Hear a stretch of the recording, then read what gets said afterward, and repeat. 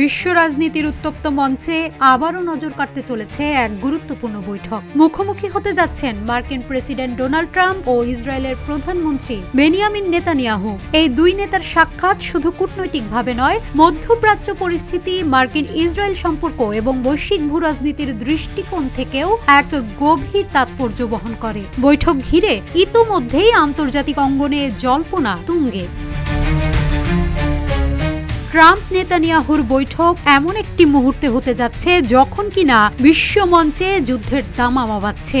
গাজায় নির্বিচারে হত্যাযজ্ঞের শিকার হচ্ছে বৃদ্ধ থেকে শুরু করে নবজাতক শিশুটিও। বাদ যায়নি মুক্ত আকাশে ডানা ঝাপটিয়ে বেড়ানো পাখিগুলো। এছাড়াও নতুন করে সবচেয়ে বড় নির্মম হত্যাকাণ্ডের শিকার হচ্ছে ইউক্রেন, আর এই হত্যাযজ্ঞ চালাচ্ছে ট্রাম্পেরই বন্ধু রাষ্ট্র রাশিয়া। সম্প্রতি ট্রাম্পের নতুন শুল্ক নীতির ফলে ইসরায়েলের যন্ত্রপাতি ও চিকিৎসা সরঞ্জাম সহ বিভিন্ন রপ্তানি খাতে প্রভাব পড়তে পারে। ইসরায়েল ও যুক্তরাষ্ট্রের মধ্যে দীর্ঘদিনের মুক্ত বাণিজ্য চুক্তি থাকলেও এই নতুন শুল্ক নীতি সেই সম্পর্ককে প্রভাবিত করতে পারে। নেতানিয়াহুর যুক্তরাষ্ট্রের এই আকস্মিক সফরকে ইসরায়েলের অর্থনীতিতে নেতিবাচক প্রভাব কমানোর প্রচেষ্টা হিসেবেই দেখা হচ্ছে।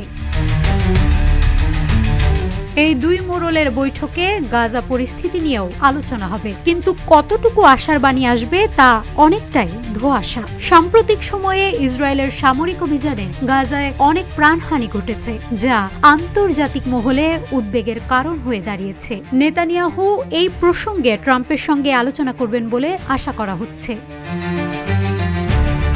এই বৈঠকটি বিশ্ব রাজনীতিতে গুরুত্বপূর্ণ মুহূর্ত হিসেবেই মনে করছেন আন্তর্জাতিক বিশ্লেষকরা, কারণ এটি মধ্যপ্রাচ্যের বর্তমান পরিস্থিতি ও যুক্তরাষ্ট্র ইসরায়েল সম্পর্কের ভবিষ্যৎ নির্দেশ করতে পারে।